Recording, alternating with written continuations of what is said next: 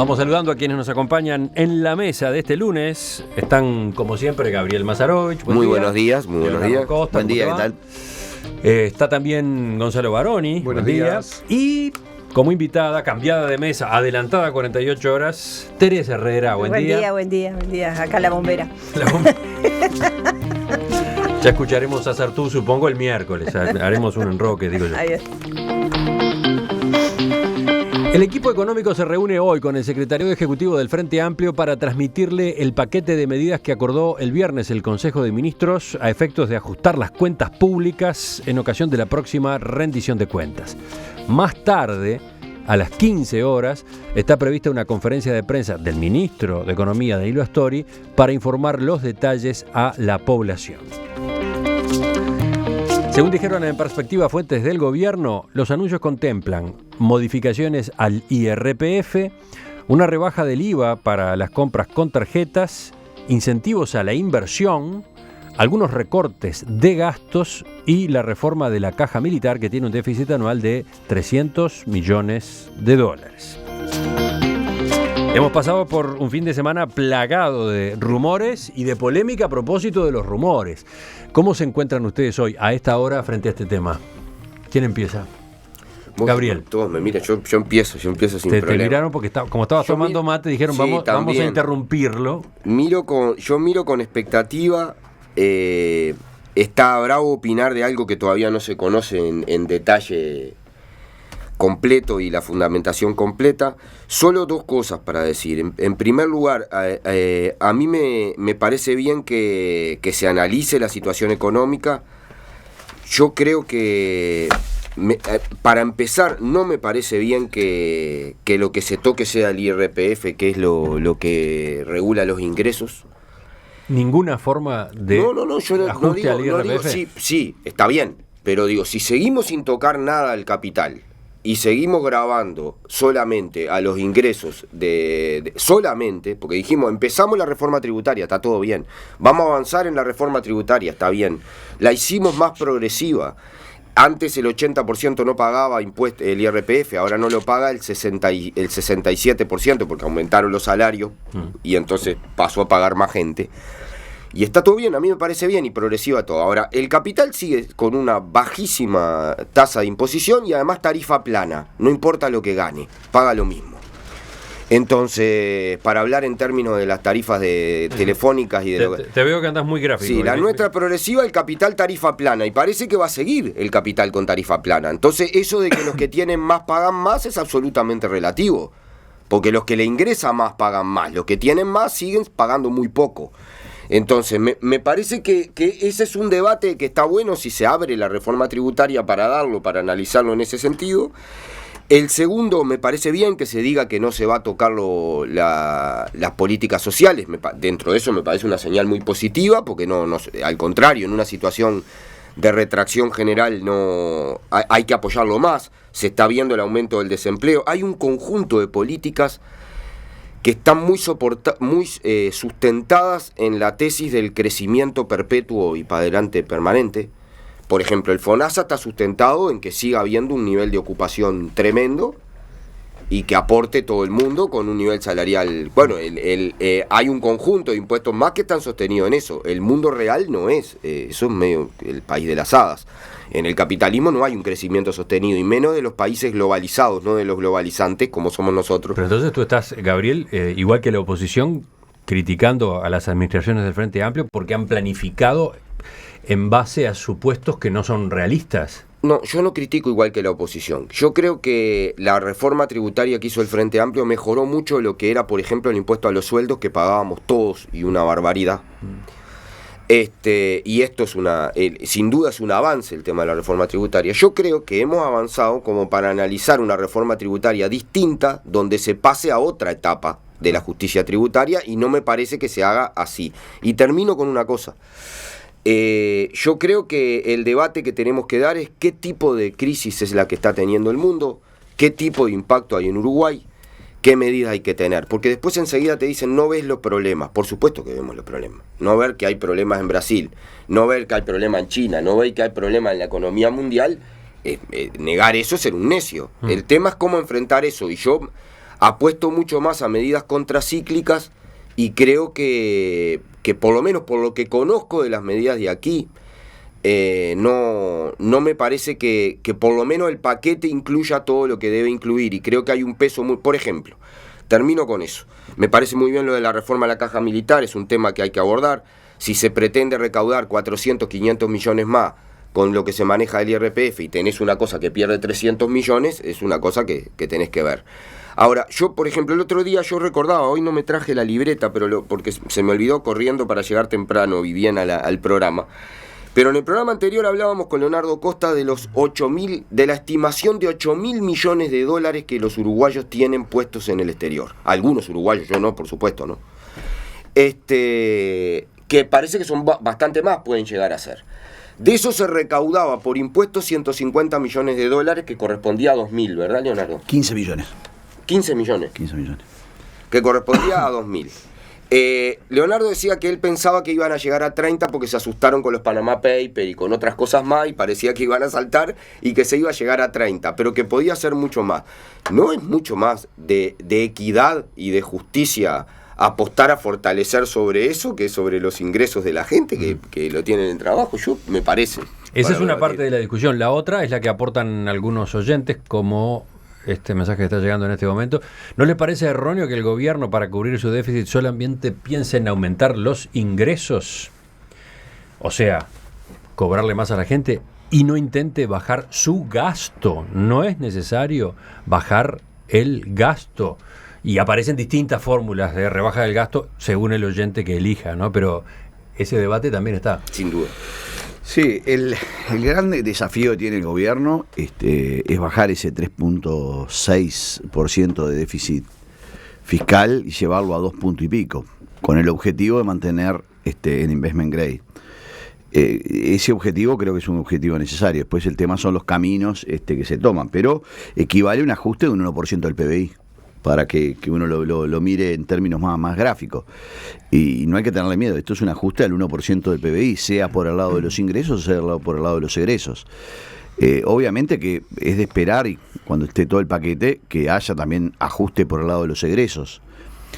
Ajuste por el lado del gasto público. Claro, de los egresos me refiero al gasto público. Gracias, Emiliano.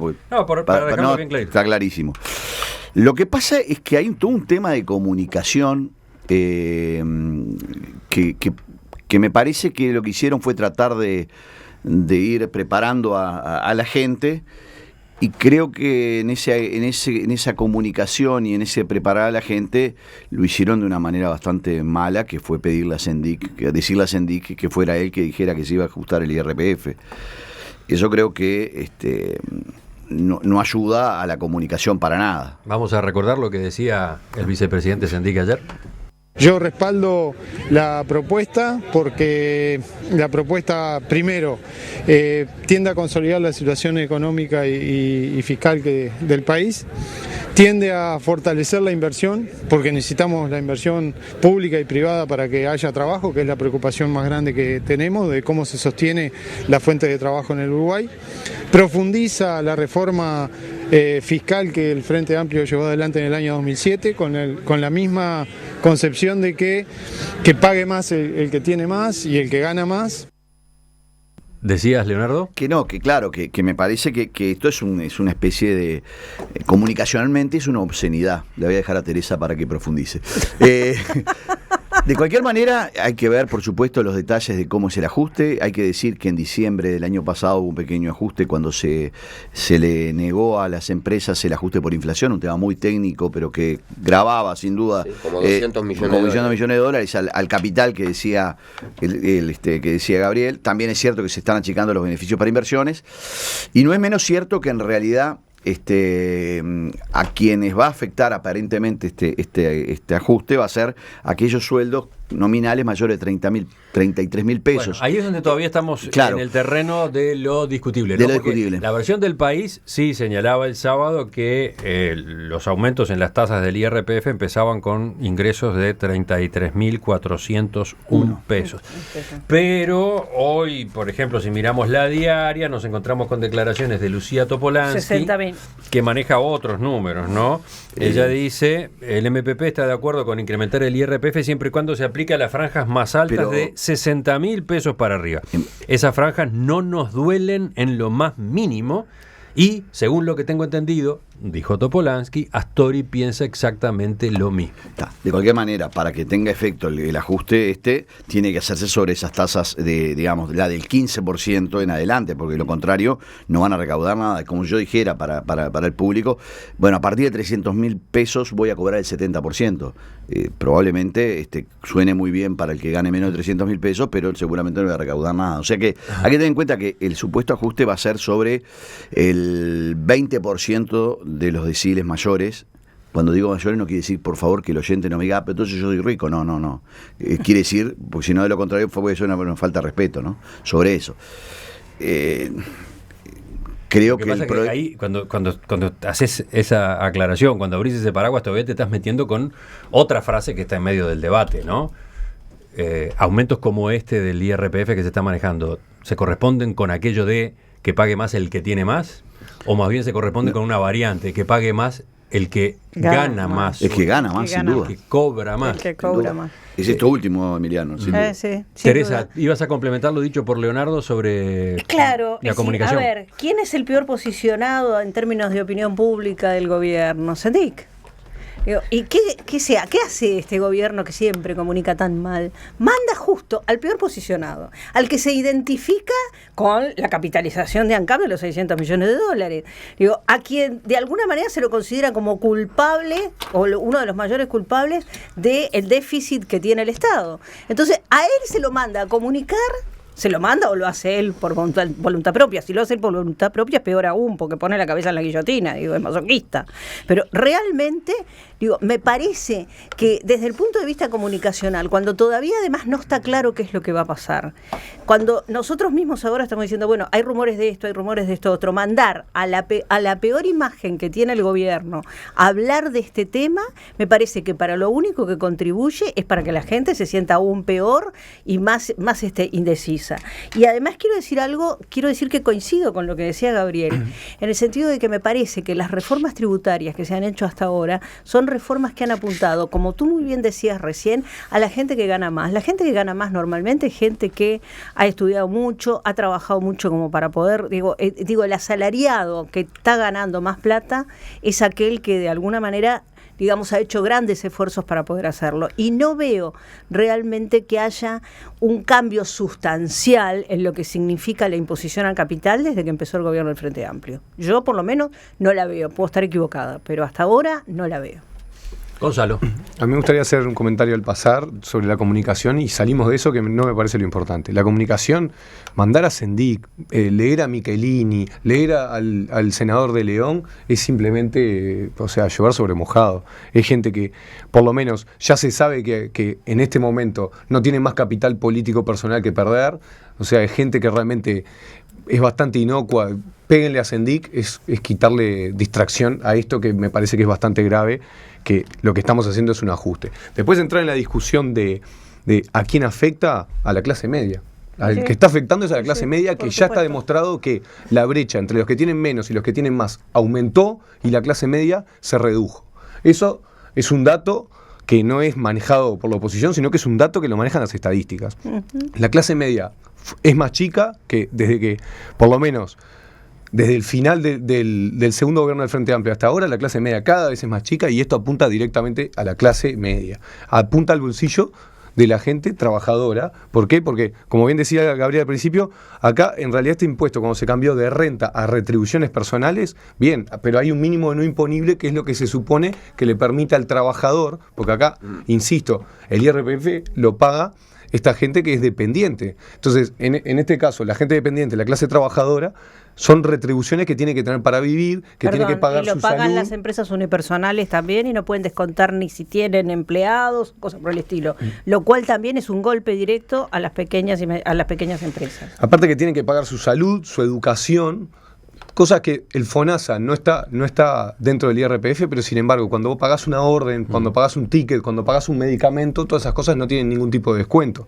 Entonces, está también la discusión que en el fin de semana apareció, planteada por varios economistas, a propósito de si un aumento de las tasas del IRPF para el nivel de ingresos que se ha estado manejando, no es también contraproducente porque afecta, por ejemplo, el movimiento comercial. Claro, ¿no? consumo. No solamente le pega al trabajador que gana, supongamos, más de 30.000 o más de 50.000, sino que por otro lado va a reducir, efectivamente va a terminar teniendo un impacto en la actividad comercial, porque ese trabajador va a dejar de hacer algunas de las compras que hacía, yo qué sé, no sé, por, digamos, las compras menos necesarias, ¿no?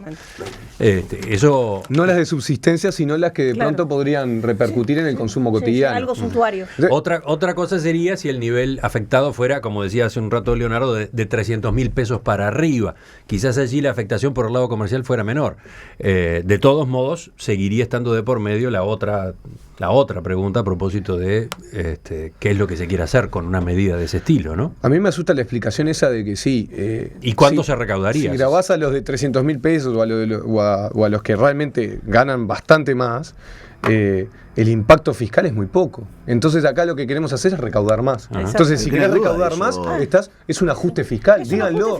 ¿Cuál es el problema de decir que es ajuste fiscal? Claro que es Acá el principal problema es la imagen, porque si vos venís de un cambio de gobierno, cambiás de partido político, venís de un gobierno que despilfarró de otro partido y venís y haces un ajuste fiscal, pagás los platos rotos y de repente podés justificarlo y decir, bueno, el gobierno anterior despilfarró y demás. Pero esto es si lo miramos como una foto, pero si lo miramos como una película que empezó hace más de 11 años, entonces esto acá no cambió el gobierno, fue un despilfarro interno del propio gobierno, y acá es una película que se termina siendo una película de terror. Es una película de terror esto, que está empezando muy bien y lamentablemente no es como Hollywood, no termina con un final feliz. En este momento no es un final feliz. Y además yo quisiera agregar algo sobre esto que está diciendo ahora Gonzalo. En realidad, digo, estamos en un gobierno que solo invierte el 4%, es decir, de todo el presupuesto, el 4% solo es para la inversión. Entonces, no se preguntaron, no están diciendo, a ver, ¿en qué estamos gastando más? ¿No podemos reducir el costo del Estado? Digo, porque en realidad ese costo es la gran mayoría de remuneraciones. Digo, entonces, y hay remuneraciones altísimas en el Estado. Digo, ¿eso no lo van a tocar? Bueno, a ustedes habían dicho, tenemos que ser cautelosos, todavía no se conocen efectivamente las medidas. Por eso preguntaba. Vamos a no alargar demasiado entonces las consideraciones a la espera de la información concreta. De todos modos, siguen teniendo cosas para decir. Y sí, porque el problema es que al abrirse yo creo que faltó dar la comunicación del gobierno. Para mí el problema es mucho peor que lo anuncien por el diario El País que hable Sendik, por lo menos para la izquierda, ¿no? Porque para mí, si lo dice El País, miente. Y arranco caliente porque me lo dice El País, que es el diario del fascismo, de Pinochet, de Videla, ¿no? Entonces, que me lo digan por ahí, empiezo poniéndome en contra ya, ¿no? Tratando de pegarle a alguien. ¿Tú interpretás que hubo una decisión deliberada de dejar trascender el tema a través del diario El País? No sé, pero digo, el que eligió eso, porque el primer lío que van a tener con este debate es con la izquierda. Y empezar comunicándole a la izquierda por El País es empezar perdiendo 5-0. Entonces yo digo, para ver las cosas, mucho peor que lo diga Sendik, Walter de León y todo lo demás. Walter no, Leonardo. Entonces ese es un problema que tenemos, porque después si no nos enteramos por el País, nos enteramos por búsqueda. Fuentes, la familia Fuentes. La historia en el debate. Hoy el equipo económico va a informar al secretariado del Frente Amplio. Puede que ya salió 7 notas en el diario El País. Entonces está bárbaro que me informen después, ¿no? Pero yo lo que digo es, acá me parece que hay un debate. Termino con 2 cosas nada más. Hay un debate sobre cuál es la situación económica y cuál es la crisis del mundo, que no se da. Y como no se da, porque no se enfrenta al debate ideológico, porque no se hace política discutiendo con la gente de frente, cuando discutís las medidas, te falta toda la argumentación y todo el debate anterior. Yo no creo que estemos ante una crisis de despilfarro de nadie. Estamos ante una crisis del capitalismo. Ahora, si no hablas de la crisis del capitalismo, y terminás teniendo la culpa vos de la crisis del sistema que en algún momento combatías, yo lo sigo combatiendo. Entonces, pero si te ahorrás la discusión ideológica de qué es lo que está en crisis, estamos liquidados. Y termino con una cosa. Yo creo que haría muy bien la gente mirar la experiencia de Brasil, cuando las medidas que condujeron a enfrentar a su propia base social terminan con gobiernos separados de la gente y después cuando viene la arremetida en serio no tienen quien los defienda. No se desacumula solo por la parte de centro y de lo demás, se desacumula por la base social. Estás con la película de terror, entonces con mi teoría de la película de terror. Yo digo, estamos bien acá, pero hagamos una discusión. Yo creo que va a haber final feliz porque acá también va a haber luta, como en Brasil, sin duda. Va a mucha haber lucha. Sí, Va a mucha. haber lucha. Interna.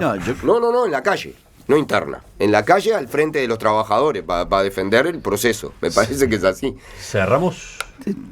Simplemente decir que... Final abierto, en todo Sí, caso. sí, final de bandera verde. Pero digo, la realidad es que estamos pagando el costo de una fiesta de un gobierno anterior que despifarró y que no aprovechó el momento. Y ahora estamos pagándolo todos los uruguayos. Es un dato real.